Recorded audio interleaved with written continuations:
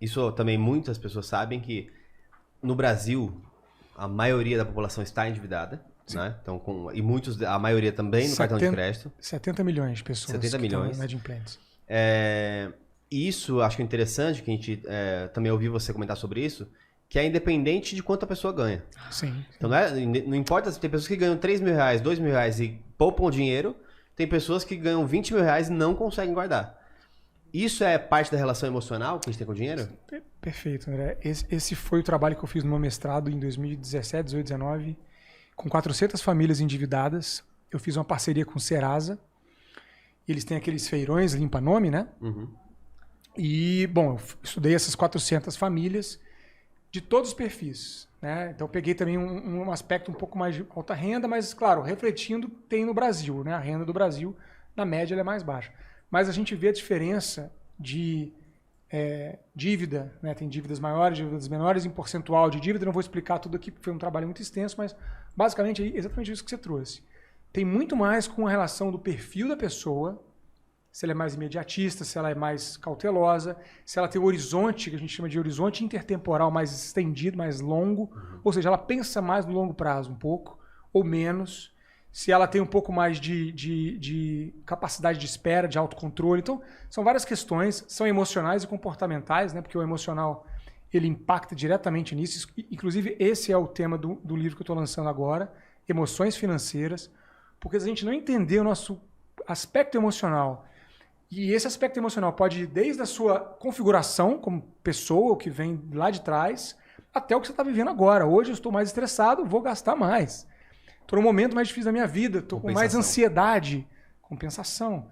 Então tem todo um processo que a gente tem que se permitir descobrir, né, olhar para esse autoconhecimento e começar a entender os erros que a gente vai caindo, porque são erros que vêm da origem emocional, mas que também tem uma ligação muito forte com o cognitivo, que é o que a economia comportamental estuda, né, das heurísticas e dos vieses comportamentais de uso do dinheiro, que são os erros mesmo, os atalhos mentais que a gente toma para tomar decisão e a gente erra sistematicamente. A gente é sistematicamente irracional na tomada de decisão financeira. Dá um exemplo, Ti. Olha, quando você, por exemplo, vai tomar uma decisão de uma compra de um imóvel, você falou do apartamento. Não vou falar bem ou mal de qualquer coisa disso, mas eu vejo como as pessoas tomam decisão. Em grande parte, elas não tomam uma decisão estruturada em números. Elas vão estruturar essa decisão com base num comportamento de algum familiar delas, em grande parte das vezes. Né? Um exemplo aqui está na minha família. Um dos meus primos que mora em Minas, minha família é de Minas, que tem uma renda altíssima. E lá atrás eu fui falar de investimento com ele. Não, faça investimento não. Meu investimento é imóveis. Falei, legal. Mas assim, olha só como é que são as coisas. E é uma coisa cultural, cidade pequena, não tem esse mercado. O mercado financeiro é muito ainda pequeno no Brasil, né, comparado com outros países mais desenvolvidos. Mas ele faz dinheiro, mas coloca em imóveis. O imóvel não tem liquidez, certo? O que é liquidez? É a capacidade de você pegar esse recurso, esse ativo e transformar em dinheiro no teu bolso. Se esse primo meu tiver um problema financeiro, tiver algum imprevisto, ele tem que vender um imóvel rápido. Que vai vender, sem dúvida, vai vender mais barato do que ele pagou. Com certeza. Ele vai perder dinheiro. Então, financeiramente é uma má decisão ele investir só em imóveis. Ele pode, sim, claro, saber investir em imóveis, comprar imóveis mais baratos e vender mais caros. Ele pode fazer dinheiro com isso. Dá trabalho, porque não é automático. É diferente de você pegar e investir no mercado financeiro, que está ali o dinheiro, são produtos de investimento que você está investindo. É muito diferente de comprar e vender imóvel. Né? Comprar e esperar valorizar, não tem uma garantia de valorização. Tem várias questões. Né? Ah, vou alugar. Então, assim, esse papo rende mais um podcast aqui, mas tem muitas decisões. Eu estou falando de imobiliário aqui, porque é uma cultura muito forte no Brasil, mas a gente erra sistematicamente em coisas pequenas. Como assim. foi do consórcio, né? Um período em que, não, o negócio é fazer consórcio. Então, não necessariamente é ruim o consórcio, tá? Mas é isso, assim. Culturalmente, você vai ter um comportamento de manada sem se estruturar. E meu objetivo, minha missão nesse processo de educação financeira é dar as ferramentas, a autonomia para a pessoa conseguir tomar a decisão que ela quer, sem prejuízo.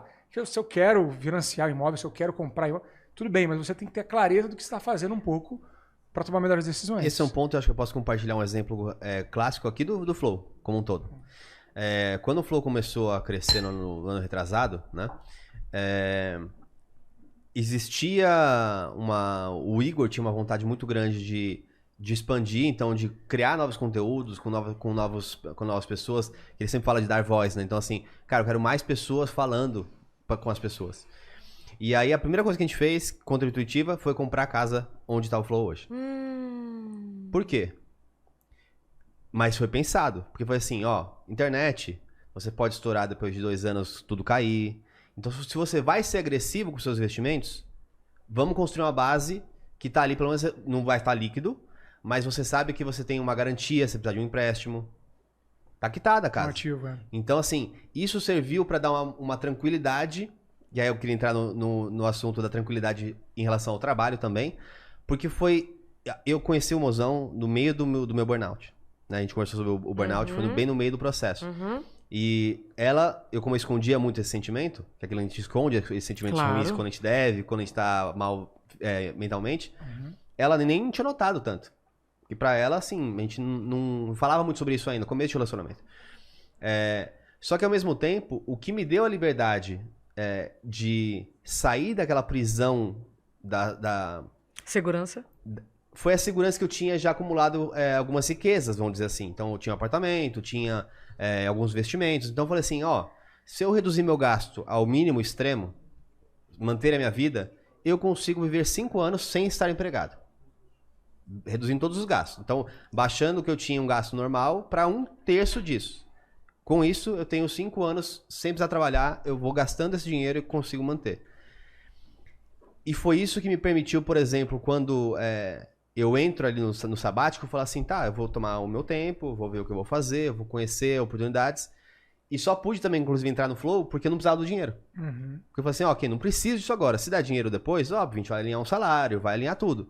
Mas não era mais pelo dinheiro. Eu tinha uma segurança que me permitia ser mais livre no trabalho.